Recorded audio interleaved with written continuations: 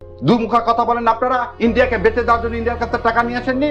সেই 32 is a symbol of বাংলাদেশের স্বাধীনতা বিরোধিতা। তাহলে আপনি যদি ওটাকে দিয়ে 32কে জায়েজ করতে যান, তাহলে তো আপনি পক্ষান্তরে এই ফ্যাসিবাদকে কি করবেন? সমর্থন করবেন। যে ফাঁসিবাদের জন্য একটা 3 বছরের বাচ্চা মরে যায়, সেখানে বাচ্চার জীবন হচ্ছে নিশ্চয়ই 32 নম্বর বাড়ি।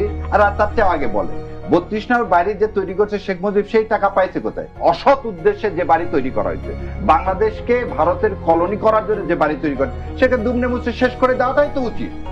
সে বাড়িটা থাকবে কেন? 32 নম্বর কি বাপ দাদার জন্য ইজারা দেওয়া হয়েছে যে দেশের স্বাধীনতা ভারতের হাতে তুলে দিবেন বলে? আপনি 32টাকে মিউজিয়াম বানালেন কিসের? আজকে সোনা পেলেন কোথায় থেকে? কথায় কথায় বলেন যে আমার বাবা কিছু রেখে যায়নি। 32 নম্বর দোতলা বাড়ি করার টাকা পাইছেন কোথা থেকে? পাকিস্তান সরকারের কাছে টাকা খাননি। দুমুখা কথা বলেন আপনারা। ইন্ডিয়াকে বেঁচে দেওয়ার জন্য ইন্ডিয়ার কাছে টাকা নিয়ে আসেননি। সেই 32 ইজ এ সিম্বল অফ বাংলাদেশের স্বাধীনতা বিরোধিতা। তাহলে সেই 32কে যদি ভেঙে ফেলে দেওয়াকে আপনি মবের করতে নিয়ে আসেন, আলী ইস্কন্দ আমরা দেখিনি না। আমরা একটু বলি, আর আপনাকে একটা শেষ করতে দিতে হবে।